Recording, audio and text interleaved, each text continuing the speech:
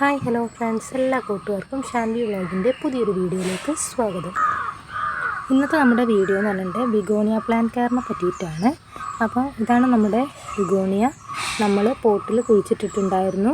അപ്പോൾ നമ്മൾ ഒരുപാട് പീസൊക്കെ ആയിട്ട് വലുതായി വന്നപ്പം പ്രൂൺ ചെയ്ത് കൊടുക്കുന്നതിനനുസരിച്ചിട്ടാണ് നമുക്ക് ഇത്രയും ബിഗോണിയ നല്ല ഹെൽത്തി ആയിട്ട് നിൽക്കുന്നത്. പല കളറിലും ബിഗോണിയ പ്ലാന്റ് നമുക്ക് അവൈലബിൾ ആണ്. അതും പല സൈസിലുള്ളതുണ്ട്. ബിഗോണിയ പ്ലാന്റ് മെയിനായിട്ടെന്ന് പറഞ്ഞിട്ടുണ്ടെങ്കിൽ ഇലകളുടെ ഒരു സൗന്ദര്യത്തിന് വേണ്ടിയിട്ട് നമ്മൾ വളർത്തി വരുന്നതാണ്. എന്നാൽ ഈ ഒരു തരത്തിലുള്ളൊരു ബിഗോണിയ എന്ന് പറഞ്ഞിട്ടുണ്ടെങ്കിൽ ഇതിൽ നല്ല ബെല്ല് പോലെയുള്ള പൂക്കൾ ഉണ്ടാകുന്നതാണ് ഏറ്റവും നല്ല പ്രത്യേകത. ഈ ഒരു ബിഗോണിയയിൽ നമുക്ക് വേറൊരു കളറും കൂടി ഉണ്ട്, വൈറ്റ് കളറാണ്. അതിൽ നമ്മളതിൽ ഇപ്പം പൂവിട്ടിട്ടില്ല. ഇപ്പം നമുക്ക് നന്നായിട്ട് പൂവിട്ട് നിൽക്കുന്നത് ഈ ഒരു പിങ്ക് കളറിലുള്ള ബിഗോണിയ ഫ്ലവറോട് കൂടിയിട്ടുള്ളൊരു ചെടിയാണ്. പലതരത്തിലുള്ള ബിഗോണിയ പ്ലാന്റുകളുണ്ട്. Wax begonia, rex begonia, rhizomatous begonia. ഇതിപ്പം വാക്സ് ബിഗോണിയ ആണ്. ഇതിൻ്റെ പേര് പോലെ തന്നെ വാക്സ് ബിഗോണിയ എന്ന് വിളിക്കാൻ കാരണം വെച്ചാൽ ഇതിൻ്റെ ഇലകൾക്കൊരു വാക്സ് ലൈക്ക് അപ്പിയറൻസ് ആണ്. നിങ്ങൾക്ക് കാണുമ്പോൾ തന്നെ മനസ്സിലാവും, നല്ലൊരു ഷൈനിങ്ങോട് കൂടിയിട്ടുള്ളൊരു അപ്പിയറൻസ് ആണ്. അതുകൊണ്ടാണ് ഇതിന് വാക്സ് ബിഗോണിയ എന്നുള്ള പേര് വന്നത്.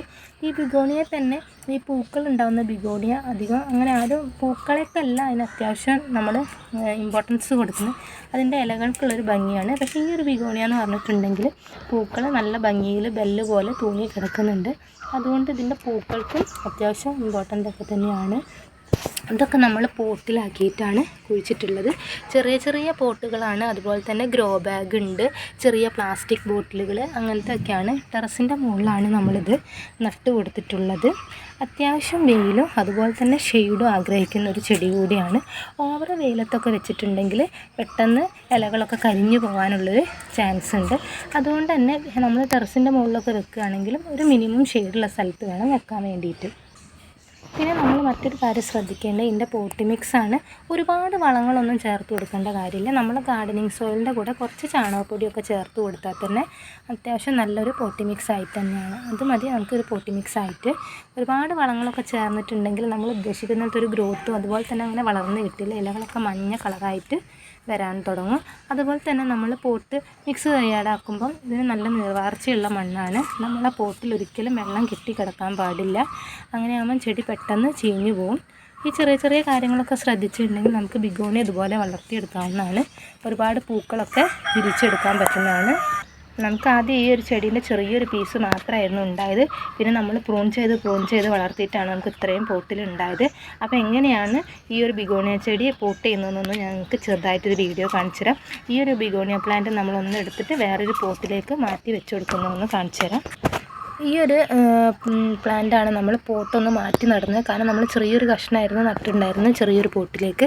ഇപ്പോൾ അത് കുറച്ചൊന്ന് വലുതായിട്ടുണ്ട്. അപ്പോൾ നമ്മൾ ഈ പോട്ടൊന്ന് മാറ്റുകയാണ്. ഞാൻ ഈ ഒരു വലിയൊരു ബക്കറ്റിലേക്കാണ് ഈ ഒരു ചെടി മാറ്റി നടുന്നത്. അപ്പോൾ നമ്മൾ ഗാർഡനിങ് സോയിലും അത് മൊത്തമായിട്ട് ഈ പോട്ടിലൊന്ന് നിറച്ച് കൊടുക്കുന്നുണ്ട്.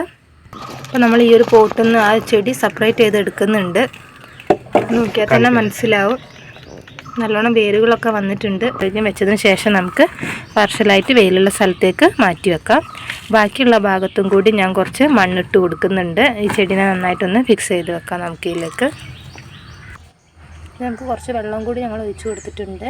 നമ്മൾ പോട്ടെടുക്കുമ്പോൾ പ്രത്യേകം ശ്രദ്ധിക്കണം. പ്രോപ്പർ ഡ്രെയിനേജ് ഇട്ട് കൊടുത്തില്ലെങ്കിൽ വെള്ളം കെട്ടിക്കിടന്നിട്ട് ചീഞ്ഞു പോകാനുള്ള ഒരവസ്ഥ ഉണ്ടാവും. അപ്പോൾ അത് പ്രത്യേകം ശ്രദ്ധിക്കുക.